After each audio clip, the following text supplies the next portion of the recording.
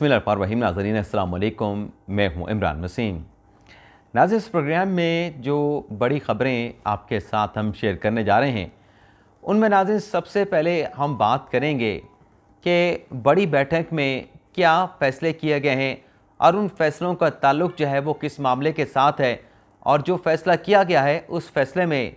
जो बड़े हैं, जो बड़ों की बैठक हुई है उसमें किस हद तक जाने का फ़ैसला किया गया है। और इस बड़ी ख़बर के बाद हमारे प्रोग्राम की जो दीगर अहम ख़बरें हैं, जो साबिक़ वज़ीर आज़म इमरान ख़ान साहब को आज इस्लामाबाद हाई कोर्ट से जो रिहाई मिली है और रिहाई के साथ जो थोक के एतबार से ज़मानतें दी गई हैं, इस मामले को लेके इस्टेब्लिशमेंट में क्या तशवीश पाई जाती है और army chief general Asim Munir Shah साहब ने किस मामले का नोटिस लिया है, इस पर भी बड़ी अहम डिटेल है, वो भी आगे चल के आपके साथ हम शेयर करेंगे। लेकिन गुफ्तगू का आगाज़ अपनी पहली खबर से कि कौन सी बैठक में किस किस्म के फ़ैसले किस मामले पे किए गए हैं। यानी इससे पिछले प्रोग्राम में आपके साथ हमने खबर शेयर की थी जिसमें आपको ये बताया था कि जो पंजाब में इंतखाबात का मामला है, जो एक ऑडियो अब्दुल क़य्यूम सिद्दीकी साहब की और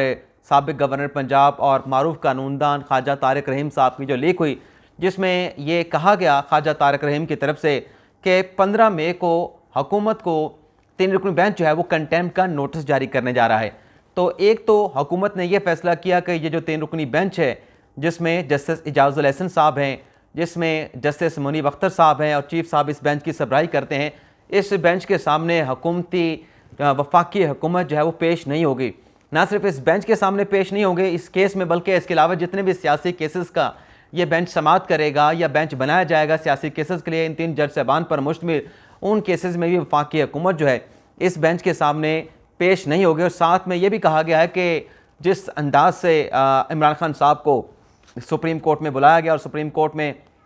बुलाने के बाद उन्हें जो प्रोटोकॉल दिया गया, जिस तरीके के साथ जज साहबान उनसे मुखातिब हुए, तो उसके बाद अब जो मामला है अदलिया और पार्लिमान के दरमियान, अदलिया और वफाकी हुकूमत के माबैन, ये अब डिफाइंस की तरफ चला गया है। हमें हुकूमती ज़राए की तरफ से बताया गया है कि अगर पीर के रोज़, वैसे तो उन्होंने कहा कि हमारे वकला वहाँ पे पेश नहीं होंगे, अटॉर्नी जनरल जाके वफाकी हुकूमत के फ़ैसले के हवाले से आगाह कर देंगे 3 रुकनी बेंच को,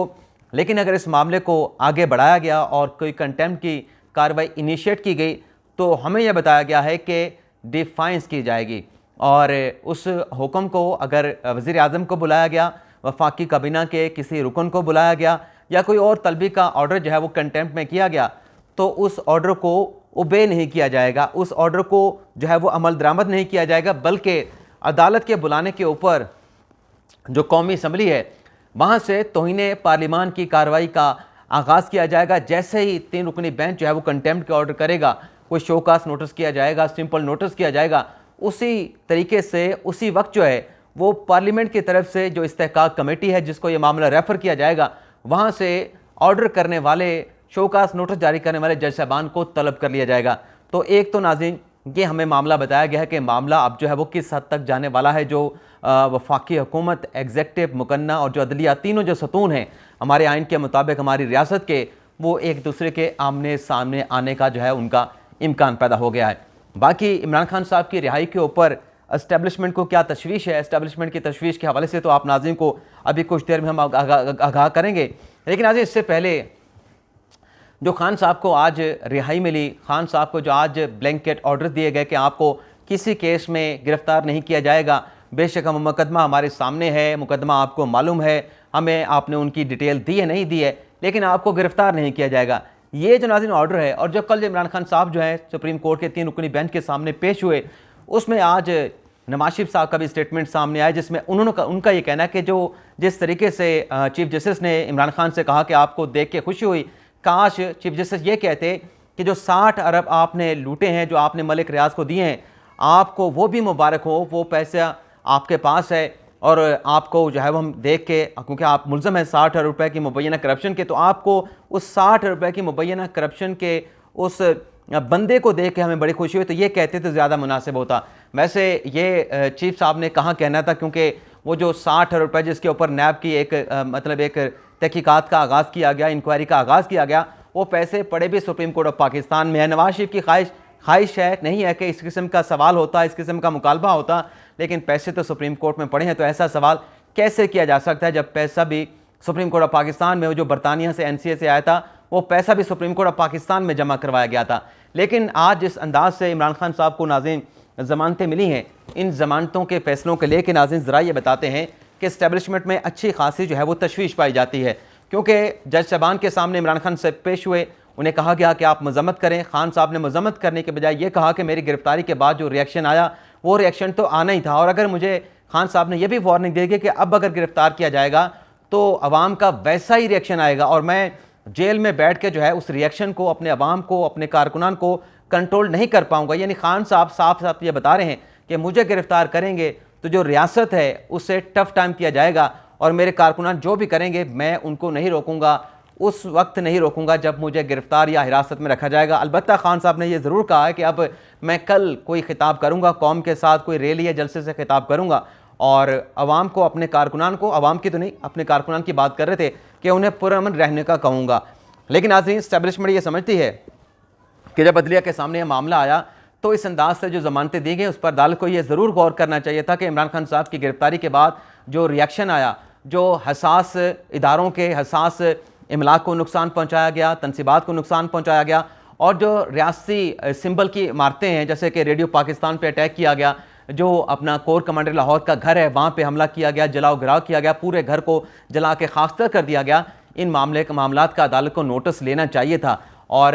ये भी कहा गया कि ये क्योंकि जो कुछ भी हुआ खान साहब की गिरफ्तारी के बाद, ये खान साहब के वो तमाम तकरीरों, तमाम बयानात का रद्दमल था जो खान साहब अपने कारकुनान को इदारों के खिलाफ, अहम शख्सियात के खिलाफ भड़काते रहे, उकसाते रहे। तो अदालत को ये देखना चाहिए। अच्छा, ये जो इस्टेब्लिशमेंट की तरफ से ये जो इस किस्म की तशवीश का इजहार किया गया है, अब जब इस किस्म का मामला किसी भी केस में उठाया जाता है इमरान खान के खिलाफ, इमरान खान के पार्टी के लोगों के खिलाफ, तो अदालतें ये कहती हैं कि देखें ये मामला हमारे सामने नहीं है, ये केस हमारे सामने नहीं है। अब कल की अगर आप मिसाल ले लें, जब इमरान खान साहब जो हैं सुप्रीम कोर्ट में मौजूद थे, उनके सामने जब ये जज साहबान उनसे सवाल करते, ख़ास तौर पर मोहम्मद अली मजहर साहब, जब इन्होंने इमरान खान साहब से ये कहा कि आप नैब के नोटिस के बुलाने के ऊपर उनके सामने पेश नहीं होते, आपको 2 मार्च का नोटिस किया गया है, आप 2 मार्च के नोटिस का 2 मई को जवाब देते हैं। एक तरफ आप कानून की हुक्मरानी की बात करते हैं, एक तरफ जो है वो आपका लोगों को कानून के नीचे लाने की बात करते हैं, लेकिन नैब का कानून भी इसी रियासत का कानून है, लॉ ऑफ लैंड है। आपको अगर नोटिस किया गया था, आपको बुलाया गया था, तलब किया गया था, आप क्यों वहाँ पे नहीं गए? और फिर ये भी कहा अपने मोहम्मद अली मजहर साहब ने, जब उन्होंने ये कहा कि आपके खिलाफ कंटेम्प्ट की एक कार्रवाई भी है कि आपने इस अदालत को यकीन दहानी कराई थी, उस यकीन दहानी पे आपने अमल नहीं किया 25 मई के लॉन्ग मार्च के हवाले से, जब ये नुक्ता उठाया खुद बेंच के एक मेंबर की तरफ से, तो चीफ साहब ने कहा कि ये केस जो है अभी वो हमारे सामने, ये क्वेश्चन हमारे सामने नहीं है। लेकिन जो खान साहब से रिक्वेस्ट की जाती रही कि आप कोई मजम्मत कर दें, तो खान साहब ने किसी किस्म का मजम्मत का बयान जो है ना सुप्रीम कोर्ट में दिया और ना ही अपना हाई कोर्ट में दिया। लेकिन अलबत्ता खान साहब के कंडक्ट को लेके, खान साहब के तकरीरों बयानात को लेके और खान साहब की गिरफ्तारी के बाद जिस तरीके से एक ब्लैंकेट ऑर्डर खान साहब को दिया गया, जिसकी मेरे ख्याल से माजी में कमी आपको मिसालें मिलती होंगी, बल्कि माजी की आपको मिसाल नहीं मिलेगी कि वो तमाम केसेस में खान साहब को रिहा कर दिया गया, ज़मानतें दे दी गई और नक्श अमन के तहत, जिसमें MPO के तहत 3 या MPO 16 के तहत लोगों को गिरफ्तार किया जाता है, उसमें भी पीर तक जो है गिरफ्तारी से रोक दिया गया। तो इस तमाम मामले को लेकर जो है वो इस्टेब्लिशमेंट तशवीश पाई जाती है और अब इस्टेब्लिशमेंट ये समझ लिया गया कि इमरान खान के इस जिस तरीके से ज़मानतें दी गई, तो एक तो अदालतों ने जो फैसले दिए हैं, उन फैसलों में जो खान साहब के कारकुनान ने रियासती इदारों के ऊपर, हसास तनसीबात के ऊपर, हसास जो रियासती इमारतें हैं, जो रियासती सिंबल समझी जाती हैं, उन पर जो अटैक किए हैं, उनको जायज़ करार दिया है। और एक सोच जो है वो इदारों में पाई जा रही है कि अगर इस तरीके से ज़मानतें देनी है जो रियासती इदारों को टारगेट करते हैं, रियासती लोगों को, अहम लोगों को, ओहदेदारान को टारगेट करते हैं और सरकारी जो इस किस्म की नुमाया जो अपना जो इमारतें हैं उनको अगर टारगेट करते हैं, अब अगर आइंदा से ऐसा हुआ, अटैक हुआ, तो फिर उसका ज़िम्मेदार इमरान खान ना होगा, बल्कि ये फैसला देने वाले लोग होंगे जिसने खान साहब को इस किस्म का ब्लैंकेट ऑर्डर दिया है। लेकिन बहरहाल इस वाक़े के बाद जो कोर कमांडर हाउस को जलाया गया, नजर आतिश किया गया, जलाओ गिराव किया गया, उसके ऊपर नाज़रीन आर्मी चीफ सैयद आसिम मुनीर शाह साहब ने जो है वो नोटिस ले लिया है। बैरून मुल्क थे ग़ालिबन, अगर मैं गलत नहीं हूँ, आप मेरी तस्दीक भी कर सकते हैं, क्योंकि मेरे नॉलेज के मुताबिक तो जब ये कोर कमांडर के घर के ऊपर ये जो शरपसंद थे, जो PTI के जो अपना कारकुनान थे, जब उन्होंने अटैक किया, जलाओ घिराव किया, अमलाक को नुकसान पहुँचाया, आर्मी चीफ पाकिस्तान में नहीं थे। लेकिन आज वापस आने के बाद आर्मी चीफ की तरफ से इस मामले का बड़ा शदीद किस्म का, बड़ा सख्त किस्म का रद्दमल लिया गया है, नोटिस लिया गया है। और ख़बर ये सामने आई है कि जो कोर कमांडर हैं लाहौर के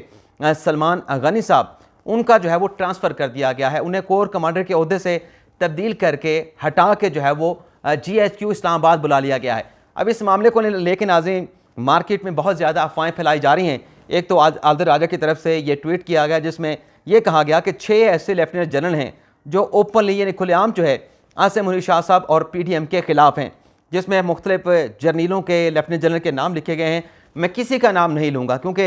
मेरा ऐसा मकसद नहीं, किसी भी जो फ़ौजी जनरल है पाकिस्तान के साथ मुहब्ब वतन है, मुहब्ब वतन वो फ़ौजी हैं अपना उन्होंने सालों पाकिस्तान को लिए दिए हैं, तो किसी का नाम नहीं लूँगा। लेकिन ये जो खबर है कि कोर कमांडर को चेंज कर दिया गया है, उस पर जो खबर चलाई गई कि ना सिर्फ कोर कमांडर लाहौर को चेंज कर दिया गया है बल्कि ये भी कहा गया कि उनके खिलाफ इंज़बाती कार्रवाई भी की जाएगी और उनके इसके अलावा कुछ और फौजी अफसरान को भी जो है वो चेंज किया गया है। लेकिन आज इस खबर के हवाले से जो हमारे पास 2 मुख्तलिफ सोर्सेज से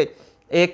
रिस्पांस कह लें, मौक़िफ़ कह लें, उसमें ना ये कहा गया है कि ये जो जलाओ गिराओ का वाक़या हुआ जिन्ना हाउस में, कोर कमांडर लाहौर के हाउस में, उस हवाले से जब इस आर्मी चीफ की वापसी के बाद उसका महकमाना तौर पर तनकीदी जायज़ा लिया गया, स्क्रूटनी सारे मामले की गई, जांच पड़ताल की गई, तो ये मामला सामने आया कि इस मामले को मुनासिब तरीके से बेहतर अंदाज से हैंडल किया जा सकता था। और ये हमें बताया गया कि ये जो तबादला किया गया है, इस तबादले से यानी कोर कमांडर का जो है वो चार्ज छोड़ देना, आर्मी चीफ के हुक्म के ऊपर अमल दरामद करना और GHQ आ जाना, ये इस बात की गुमाजी करता है कि जो आर्मी चीफ सैयद आसिम मुनीर शाह साहब हैं उनकी फ़ौज के ऊपर ग्रिप और कमांड मौजूद है। और साथ में ये भी कहा गया कि ये जो अपने कोर कमांडर को चेंज किया गया, इनके साथ साथ जाहिर सी बात है कि कोर कमांडर जो कोर चला रहा होता है, कोर को कमांड कर रहा होता है, उनके जो नीचे अफसरान होते हैं, जो मुतल्लिका लोग होते हैं, उनमें से कुछ अफसरान को जो है वो चेंज किया गया है। लेकिन नाज़रीन इसके साथ साथ आपको ये भी बता दें कि जो मुख्तलिफ ये आदिल राजा साहब ने जो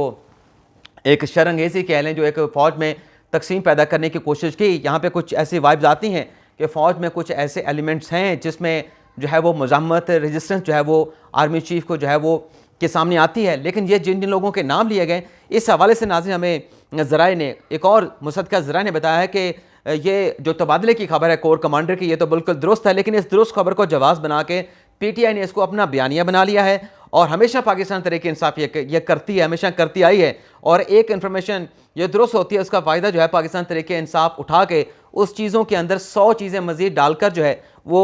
उन चीज़ों को मज़ीद जो है पेचीदा बना के अवाम के सामने और अपने हक़ में जो है पेश करने की कोशिश की जाती है। इसमें एक और जनरल साहब का नाम लिया गया, उनका नाम मैं इसलिए ले सकता हूँ क्योंकि कहा गया कि जो साबिक़ DG ISPR हैं आसिम गफूर साहब, वो भी जो है वो आर्मी चीफ को जो है वो ओबे नहीं कर रहे, वो भी जो है वो PDM के ख़िलाफ़ हैं, आर्मी चीफ आसिम मुनीर शाह साहब के ख़िलाफ़ हैं। तो इस हवाले से हमारे ज़राए का ये कहना है कि जब ये सब कुछ चल रहा था, जब कुछ ये जो सारी डेवलपमेंट्स हुई हैं इस दौरान, बल्कि आज ISPR ने इस हवाले से प्रेस रिलीज़ भी जारी कर दी है कि जो जनरल आसिम गफूर साहब हैं वो FC कैंप में जो मुस्लिम बाग में वहाँ पर दहशतगर्दी का वाक़या हुआ उसकी मुकम्मल तौर पे निगरानी कर रहे थे। दहशतगर्दों के खिलाफ जो वहाँ पे ऑपरेशन किया गया जिसमें दहशतगर्द जान भाग भी हुए, जवान जो है वही बताया गया कि उन्होंने भी अपनी बहादुरी का वहाँ पे खूब मुजाहरा किया। तो उस सारे ऑपरेशन की निगरानी जो है वो कोर कमांडर जो कोयटा हैं जनरल आसिम गफूर साहब कर रहे थे। और जो एक और बात कहेगी कि पेशावर जो कोर कमांडर हैं हसन अज़हर साहब, सरदार हसन अज़हर साहब, वो भी जो है वो आर्मी चीफ के मुखालिफ हैं और PDM के मुखालिफ हैं। तो इस बारे में हमारे बड़े मुसद्दक़ा ज़राए ने बताया है कि वो भी जो रेडियो पाकिस्तान की एक रियासती जो सिंबल था, रेडियो पाकिस्तान की इमारत जिसको टारगेट किया गया, जलाया गया, जलाओ गिराव वहाँ पे किया गया, उस इमारत की तज़ीन व आराइश में और दोबारा उसकी जो रिहेबिलिटेशन होने थी उसमें वो बड़ा बढ़ चढ़ के हिस्सा ले रहे हैं। और आज उन्होंने रेडियो पाकिस्तान की इमारत का जो है वहाँ पे दौरा भी किया है। तो ये जो आदिल राजा साहब ने ट्वीट किया, इस हवाले से हमें तो ज़राए बताते हैं कि ये झूठ पे मबनी है, लेकिन ये खबर ज़रूर उन्होंने तस्दीक की है कि कोर कमांडर लाहौर का पेशावर किया गया, कोर कमांडर लाहौर का जो है वो तबादला कर दिया गया है सलमान गनी साहब का। उनके खिलाफ महकमाना कार्रवाई इस नुक्ते पे की जाएगी कि क्या ये जो मॉब था जिसने कोर कमांडर के घर पे हमला किया, क्या इसको ज़्यादा बेहतर अंदाज से हैंडल नहीं किया जा सकता, सिर्फ इसी मामले के ऊपर उनके खिलाफ जो है वो इंक्वायरी की जाएगी। तो ये नाज़रीन था हमारा आज का प्रोग्राम। आपसे इजाज़त चाहेंगे। अल्लाह ताला हम सब का हामी नासिर हो। अपनी दुआ में याद रखिएगा। अल्लाह हाफिज़।